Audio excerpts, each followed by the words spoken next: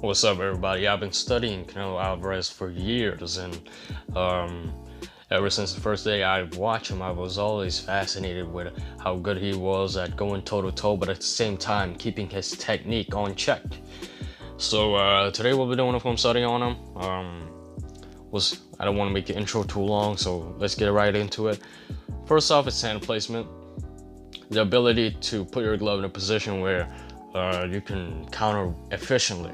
So if you're gonna counter with an uppercut, it might not be good to keep your hand on top of your head. You know, it might be better to put it down on your chest. So here demonstrates it really well.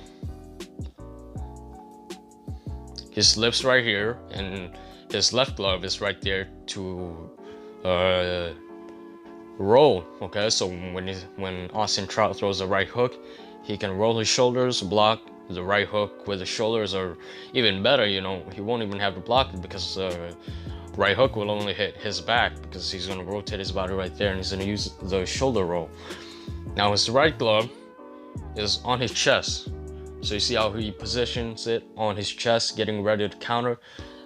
And you know, when your right glove is on the right side, is on your chest, it's much quicker to counter. And you can try this out for yourself. Now, as soon as Austin Trout throws a jab, look at the right hand of Canelo. The counter is pretty quick. It's much quicker just by adding that, just by changing the position of your hands. You know, you can get off a counter much quicker. And there you can see the quickness of that right hand. I'm playing in slow motion, but it's very quick. Throws that right hand. See this for yourself. Trout throws a jab, Canelo counters with the right hand. Second one right here. Now this will show you a good balance of keeping your right hand on your chest and keeping your right hand on the top of your head. Here's an imperative jab. Trout will throw a straight punch. Now notice when Trout throws straight punches, Canelo's glove is on his chest. You can see right there. And the reason why he puts it there is because by putting your right glove on your chest, you can counter very quickly. So you just need to snap that a little bit and it's gonna land. You can counter it anytime you like. However, when Trout aims for the temple or for the jaw, when he wasn't going straight anymore, Canelo will make an adjustment here, okay? So here,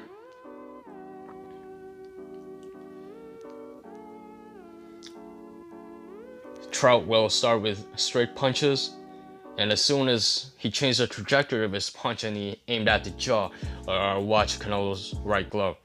It's there to block, you know. It blocks that shot, and then here's the pull, and then he moves his head again. When it's straight, his right glove is on his chest. But when Trout throws his power shots and aims to follow through the head of Canelo, Canelo blocks. And then here, it's back on his chest, and it's back on his chest because he's preparing himself to throw that right uppercut, which you see through that right uppercut right there. You know, these little tweaks, these little things, a lot of people don't really pay attention to them. When you train, you don't even think about this, but you do this constantly. You know, you constantly move your hand in a place where it's in the best position to punch and to land a shot. So, you know, there he lands a right uppercut. Next thing I want to talk about, and this is the fight against Chavez. It is foot positioning and the ability to move your feet in a position, again, in a position where you can land a punch, moving your feet in an angle where you can land your punch and where you can stay on balance. So I'll make this very quick for you guys. Here Canelo will throw a hook, and then he's gonna hop to the left, placing his feet in a place where he can go straight down the pipe. He can land this jab straight down the pipe and right on the face of Chavez Jr. So just see it for yourself. Throw a hook, hop, and then instantly after he threw that jab, he pivots to reset. He pivots as Chavez Jr. pivots as well. second clip. In this case, Chavez will again pivot, and then as Canelo throws his jab, he pivots with Chavez Jr. You know, these are things that y'all might see as basic and things like that, but these are also things that a lot of people forget. Just like how in basketball, a lot of high school players miss their layups because they don't really practice it enough, because they think it's too basic or it's too easy of a move to even practice. They don't need to practice it. But here, a lot of guys go straight in. That's why it's very easy to pivot around them. But Canelo has the ability to throw and then, you know, move his feet in the place where he can land his shots. Now, he'll throw a double hook, and again, Chavez Jr. will pivot out. And a slight adjustment that Canelo did, he takes his right leg, and then he pivots to reach for the liver of Chavez, because if it didn't pivot, he won't be able to reach Chavez's liver, because the distance between his glove and Chavez's liver is too far away. You know, Chavez has already pivoted out, Canelo's still in the same spot, it simply won't work. But here he pivots with Chavez, and I'll just let you guys see it for yourself. Boom. And then right there, look at his right leg, you know. Another thing I love from Canelo is a sneaky right uppercut, which we're gonna tackle right now. Here, Chavez will throw a jab, and then Canelo will pair that jab, and then just watch Canelo's right glove. It's underneath Chavez's left glove, and what he's gonna do is he's gonna take this right hand of his and he's gonna put it on top of Chavez's gloves. So there, it's underneath, and then he's gonna take it on top, and then he's gonna put his right glove on top, and he's gonna sneak in a right uppercut. Just look at it. I know the camera angle is terrible, but it takes that right glove, puts it on top of Julio's glove, and he sneaks in a right uppercut on the inside, and you can see Chavez's head snapping back as Canelo threw that uppercut. A very sneaky trick, you know. You're taking away the left uppercut of your opponent, and you're making your right glove closer to your opponent, making the uppercut land quicker. It literally takes less than a second to land that uppercut from that distance, you know. Now, another example here, Canelo will throw a hook, and then Chavez, I don't know what he did here. I don't know why he crouched down, but that's what he did. He crouched down. Maybe he was expecting a left hook after that right hand, and then he made himself available. You know, if you're a taller guy, you're fighting a shorter guy, you're not supposed to do that. Look what he did here, okay?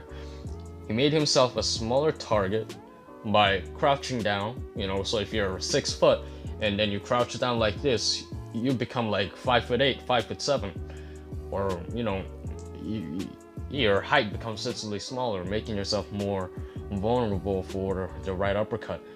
And that's what Chavez did here. He crouched down, made himself shorter than Canelo, and then Canelo just found an easy target because he doesn't have to reach for it as much. Sneaks in on the right uppercut, and then lands it. Boom. Now here, Canelo will fake the right hand. This is a signature move that he has. He's gonna fake a right hand. Boom. And then he's gonna throw a left uppercut, but that's not what I'm gonna tackle here. What I'm gonna tackle here is a right uppercut later on that he did. Here's gonna throw a right hand, and then again, Chavez crouched down, okay? Made himself a shorter man. And then Canelo just needed that tiny bit of space to land that uppercut. So you see Canelo's gloves over there, Canelo's right glove over there, and he was able to land that shot with ease. So Very sneaky one right here. Faking the right hand. Faking the right hand. Throwing a left uppercut. Right hand again. And then he sneaks in a left or a right uppercut on the inside. Okay, let's move on to the counter left hook that Canelo loves to throw. Okay, let's move on to the counter left hook that Canelo likes to throw. For this one, we'll check out his fight against Triple G, the rematch, and let's just look at it, okay? So here, Triple G will throw a jab, and Canelo will slip to the outside. I'm not even sure if he intended to slip on the outside or it just happened. It just inadvertently happened by throwing that hook to Triple G. But he countered Triple G right there, pretty good. Triple G tried to throw a jab, slip, counter left hook, check him right there, and then hop out. You know, you don't want to get countered with the left hand over the top by doing that too much. And then here, Canelo will throw a jab, and then Triple G will try to do one of his signature moves, which is a catch and shoot. He's gonna counter, or he's gonna parry the jab of his opponent, and then he's gonna throw a jab of his own. But this time it failed, okay? Canelo will throw a jab. Triple G will try to throw a jab of his own, and then here Canelo throws a left hook. Boom. You know, there's much more of these, you know, a lot more instances. Sometimes he'd use head movement, sometimes he'd block, and then he'd throw a counter left hook. But those were just two instances that I kind of showed you, you know. We'd go all day if I showed you all the counter left hooks that I've seen from Canelo. But those were two of them from the rematch. Now let's go on to feints. You can't talk Canelo if you don't know about feints. Here you'll see him, you'll see Golovkin putting on some pressure on the ropes, and then here Canelo will do a slight dip to the right, and again, hand placement that I talked about a while ago. You know, here he's gonna dip to the right and watch his right glove. He takes it on his chest, threatening a right hand, threatening Golovkin that he's gonna throw a right hand. And then here, Golovkin will react by throwing a check hook, which Canelo was able to slip, and then he backpedals, he resets. Now, the exact same thing happened in their first fight, so there's a kind of weird thing that, you know, maybe it's a coincidence, maybe it was predetermined for this to happen, but it happened almost in the same timestamp. But the only difference is, in the second fight it happened in the 11th round, and in the first fight it happened in the 7th round. So here, you're gonna see Canelo do the exact same thing, okay?